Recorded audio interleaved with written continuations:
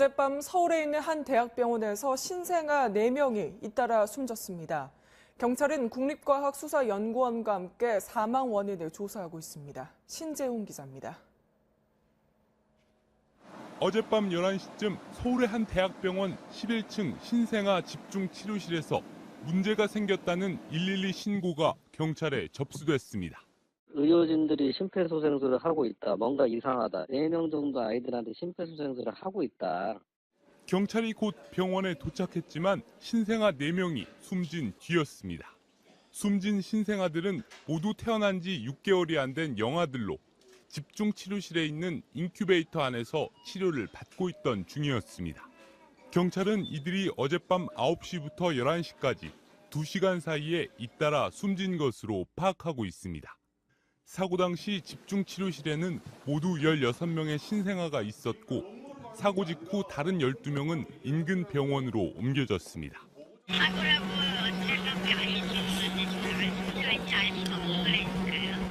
경찰은 숨진 신생아 부모와 병원 관계자들을 불러 조사하는 한편 국립과학수사연구원과 함께 현장 감식을 벌여 정확한 사망 원인을 조사하고 있습니다.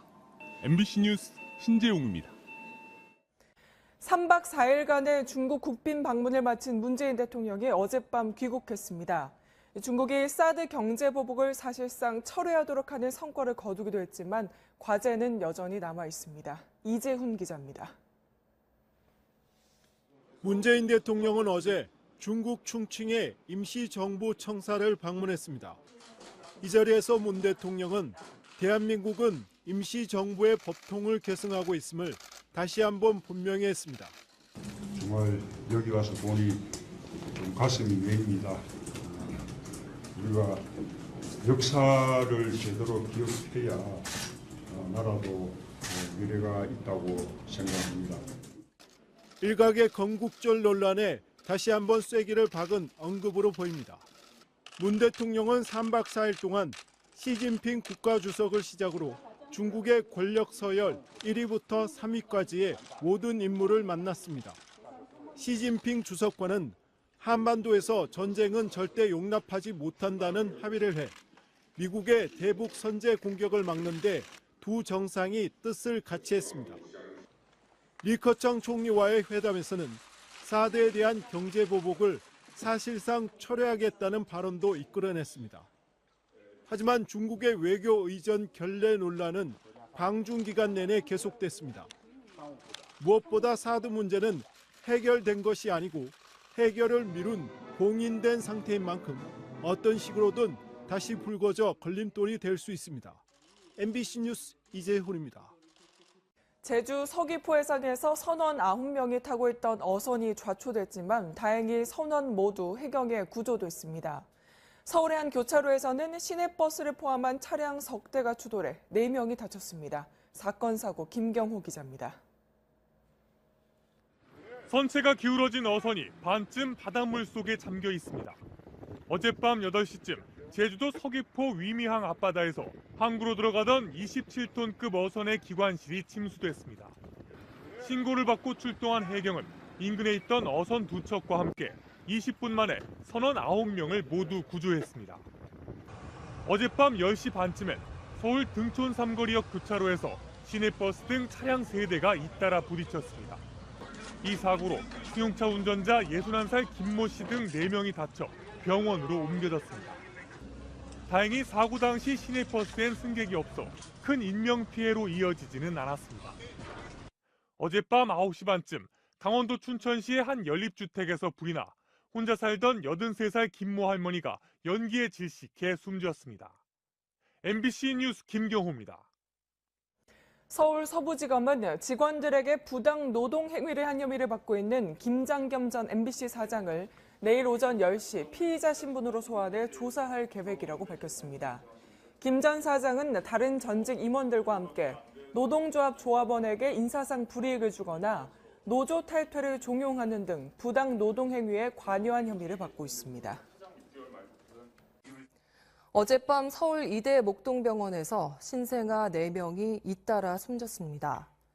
숨진 아이들은 태어난 지 반년도 안 된 영아로 신생아 중환자실에서 치료를 받던 중이었습니다. 신정현 기자입니다. 어젯밤 11시쯤 이대 목동병원 신생아 중환자실에서 문제가 생겼다는 신고가 경찰에 접수됐습니다. 의료진들이 심폐소생술을 하고 있다. 뭔가 이상하다. 4명 정도 아이들한테 심폐소생술을 하고 있다. 경찰이 병원에 도착했을 땐 신생아 4명이 모두 숨진 뒤였습니다. 이들은 태어난 지 6개월 미만의 영아들로 인큐베이터에서 치료를 받던 중이었습니다. 경찰은 이 신생아들이 어젯밤 9시부터 11시까지 2시간 사이에 숨진 것으로 보고 있습니다. 사고 당시 중환자실에는 모두 16명의 신생아가 있었는데 나머지 아기들은 다른 병원으로 옮겨지거나 일부는 퇴원했습니다. 유족들은 숨지기 전 신생아들의 배가 볼록하고 호흡곤란 증세를 보였다고 주장하고 있습니다. 경찰은 유족과 병원 관계자를 불러 조사하는 한편 내일 부검을 통해 정확한 사망 원인을 밝힌다는 방침입니다. MBC 뉴스 신정현입니다. 자유한국당이 서청원, 유기준, 배덕관, 엄영수 의원 등 현역 의원 4명의 당협위원장 자격을 박탈하기로 했습니다. 한국당은 오늘 여의도 당사에서 당무 감사 결과를 발표하고 현역 의원 4명이 커트라인 55점을 넘지 못해 탈락 명단에 포함됐다며 이의가 있을 경우 재심 절차를 밟겠다고 밝혔습니다. 한국당은 정무 판단 없이 계량화된 수치로 결정했다고 강조했지만 서청원, 유기준 등 친박계 현역 중진 의원이 포함되면서 지방선거를 앞두고 당내 파문이 예상됩니다. 문재인 대통령이 중국 방문 일정을 마치고 어젯밤 귀국했습니다. 이번 방중에 대해 청와대는 양국 관계가 새 출발하는 계기를 마련했다고 평가했습니다. 임명현 기자가 보도합니다. 문재인 대통령이 3박 4일간의 중국 국빈 방문 일정을 마치고 어젯밤 서울공항으로 귀국했습니다. 문 대통령은 이번 방중 기간 동안 시진핑 주석과의 정상회담을 통해 전쟁 불력, 비핵화 원칙 견지 등 한반도 평화를 위한 4대 원칙에 합의했습니다. 권력 서열 2위인 리커창 총리와의 만남에서는 사드 갈등으로 중단됐던 경제무역 간 소통 채널을 재가동하기로 하면서 사실상 중국의 사드 보복 철회를 공식화했습니다. 이번 방중에 대해 청와대 고위 관계자는 어젯밤 귀국길 기내 간담회에서 그동안 사드 문제로 서먹했던 두 정상이 어색한 관계를 완전히 극복했다며 정상 간 신뢰 구축을 통해 양국 관계가 새 출발하는 계기가 마련됐다고 밝혔습니다. 이 관계자는 특히 사드 문제와 관련해 완전한 해결은 아니지만 중국의 사드 언급은 앞으로도 현저하게 줄어들 것으로 예상한다며 그동안 중단됐던 중국과의 경제무역 관계가 전면 정상화될 것으로 내다봤습니다. 또 북핵 문제와 관련해선 북한을 대화로 견인하기 위해 중국이 더 중요한 역할을 해야 한다는 점을 언급했다며 이번에 합의한 4대 원칙에 따라 전략적으로 소통해 가겠다고 밝혔습니다. MBC 뉴스 임명현입니다.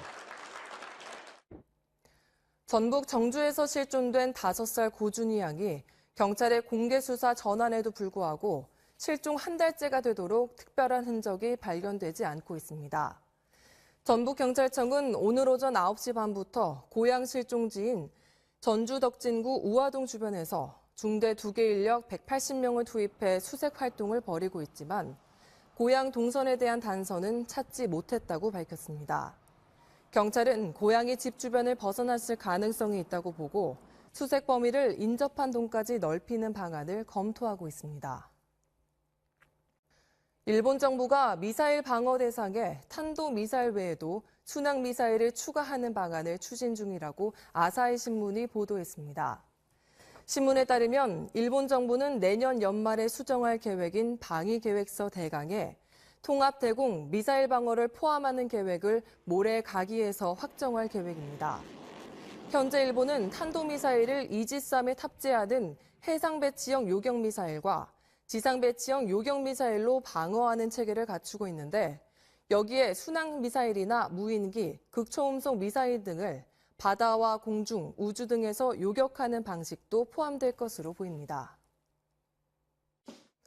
어제 저녁 8시쯤 제주 서귀포 위미양 앞바다에서 항구로 들어오던 27톤급 선박이 좌초하는 사고가 났습니다. 신고를 받고 출동한 서귀포 해양경찰서는 인근에 있던 어선 2척과 합세해 승선원 52살 강모 씨 등 9명 전원을 구조했다고 밝혔습니다. 해경은 자초된 선박이 암초에 부딪힌 것으로 보고 선장 등을 상대로 정확한 사고 경위를 조사하고 있습니다.